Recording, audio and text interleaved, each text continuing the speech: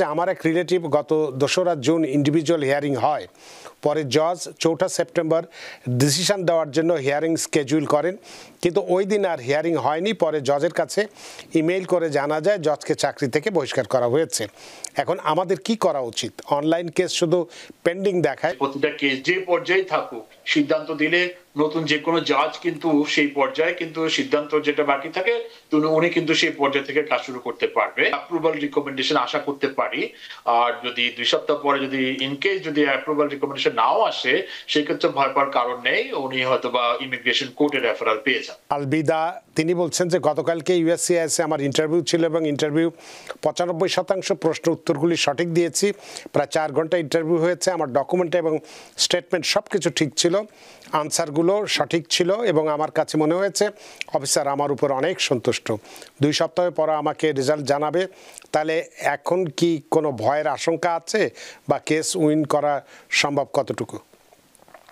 ওনার প্রশ্ন শুনে যেটা মনে হচ্ছে উনি অ্যাসাইলাম ইন্টারভিউ জন্য গিয়েছিল, কারণ 4 ঘন্টা ইন্টারভিউ একমাত্র অ্যাসাইলাম ইন্টারভিউ ক্ষেত্রে হতে পারে।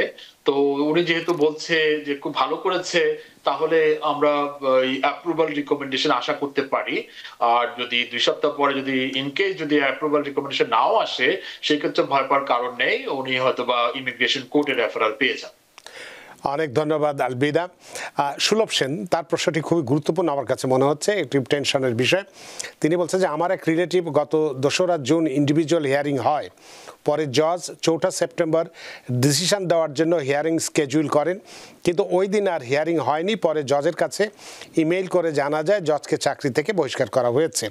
এখন আমাদের কি করা উচিত? অনলাইন কেস শুধু পেন্ডিং দেখায়, নতুন কোনো হিয়ারিং ডেটও আসছে না। এখন এই কেসটাতে নতুন কোনো জজ সাইন করেছে কিনা তাও বুঝতে পারছি না। এটা আসলে ইমিগ্রেশন কোর্টের অ্যাডমিনিস্ট্রেশনের ব্যাপার।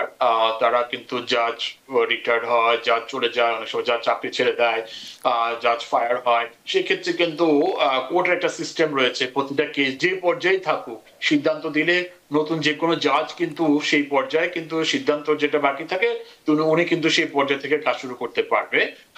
তো ওনাকে অপেক্ষা করতে হবে।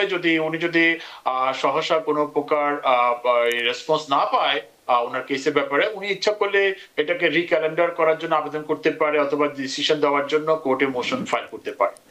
অনেক ধন্যবাদ প্রিয় দর্শক। আর একটি প্রশ্ন আক্তার আইরিনের, প্রশ্নটি নিয়েই আমরা একটু টেলিফোনে যাব।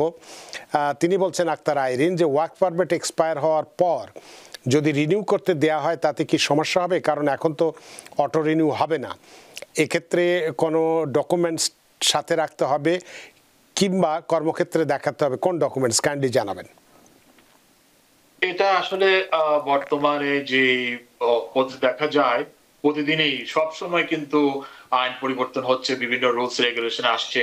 ঠিক একইভাবে যে আপনার ওয়ার্ক পারমিটের ব্যাপারে যে রুলটি আসছিল যে আপনার অক্টোবরের 30 তারিখের পরে যারা আপনার ওয়ার্ক পারমিট আবেদন করবে তারা কিন্তু যে অটোমেটিক যে রিনিউয়ালের যে একটা রুল ছিল যে 540 দিন, সেটা কিন্তু আর পাচ্ছে না।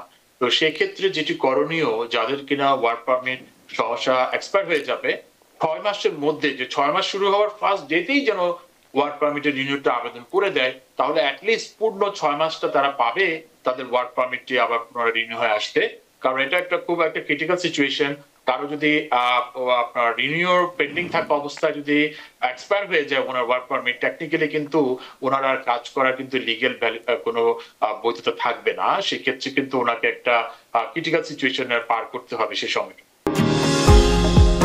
নিউ ইয়র্ক থেকে সম্প্রচারিত TVN 24 টেলিভিশন বিশ্বজুড়ে বাঙালির কণ্ঠস্বর।